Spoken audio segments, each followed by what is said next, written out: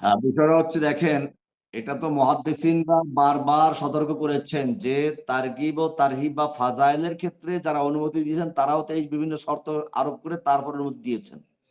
এখন আমাদের সমাজে যেরকম এই যে বিভিন্ন আলামত, কেয়ামত, স্বপ্ন ইত্যাদি নিয়ে যেরকম ভাবে একেবারে বাড়াবাড়ি হচ্ছে, এটা একটা সাধারণ বিবেক দিয়ে বোঝা যায় যে এইগুলো আসলে একদমই ঠিক না।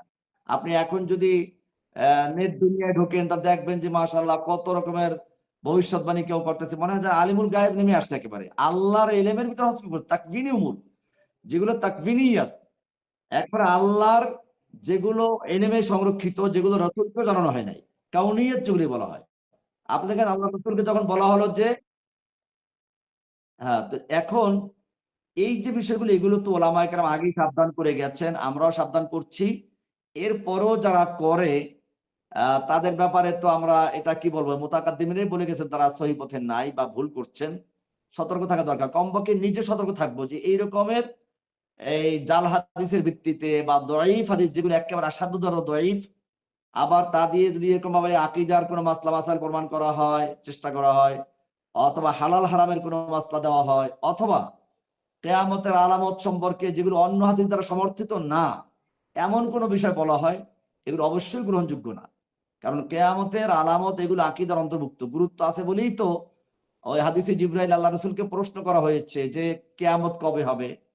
আল্লাহ রাসূল বললেন যে আমি, এবং এর ক্ষেত্রে প্রশ্নকারীর তুলনায় প্রশ্ন কৃত ব্যক্তি বেশি জানে না। তারপরে কেয়ামত আলামত বলেন। আলামতটা কেন প্রশ্ন করে? আলামতগুলো এগুলো গুরুত্বপূর্ণ বিষয়, সাধারণ বিষয় না। কাজেই গুরুত্ব আছে বলেই জিবরাইলের এই সংক্ষিপ্ত প্রশ্নের স্থান পেয়েছে। তো এজন্য কেয়ামতের আলামত সম্পর্কে বলেন বা এই যে আরো যেগুলো আছে দাজ্জাল সম্পর্কীয়, ইমাম মাহাদী সম্পর্কীয়, এইগুলোতেও জয়ী হাদিস দিয়ে দলিল দেওয়া যাবে না। এটা কারণ এইগুলোতে দরজা খুলে দিলেই দেখা যাবে অনেকে ঢুকবে এবং বিভিন্ন জাল হাদিসে সরাসরি চলবে। জি। জাযাকাল্লাহু খায়রান।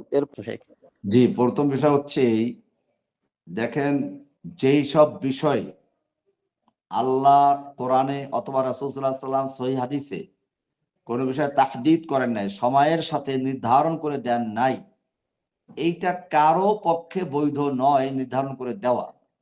২৪ সালে এটা হবে, ২৫ সালে এটা হবে। যেটা কোরআনে যদি এরকম কিছু থাকে নির্ধারণ করা, সেটা ভিন্ন বিষয়। আর যদি না থাকে তাহলে এখানে নির্ধারণ করে দেওয়া, একটা সময়ের সাথে সম্পৃক্ত করে দেওয়া, এটা কারো পক্ষেই জায়েজ নয়। কেউ যদি এটা করে তাহলে সে শুধু অন্যায় করে না, সে শিরিকের অন্তর্ভুক্ত। কারণ হচ্ছে এটা কাউনিয়াত, তাকভিনী উমুর।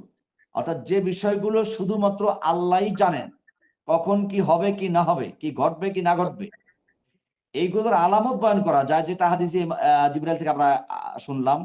আলামত বয়ান করা যায় যে এটা একটা আলামত হতে পারে। আর আলামতের মধ্যে আমি আগেই বলেছি বারবার যে কথাটা, যে আলামত পাওয়া গেলেই যে আলামত পাওয়া জরুরি নয়। তো সুতরাং আলামত আলোচনা করা যেতে পারে, একটা আলামত হতে পারে, কিন্তু একটা দিন তারিখ নির্ধারণ করে দেওয়া এটা অবশ্যই জায়েজ নেই। কেউ যদি করে তার থেকে সম্পূর্ণ দূরে থাকতে হবে। কারণ সে ডাইরেক্ট শিরিক করেছে, এটা সাধারণ অন্যায় করে নাই, সে শিরিক করেছে। এটা দিন তারিখ নির্ধারণ করা যায়। আমি কোনটা বলছি খেয়াল করবেন, যে দিন তারিখ নির্ধারণ করা এটা সাধারণ অন্যায়, এটা শিরিকের অন্তর্ভুক্ত। জি।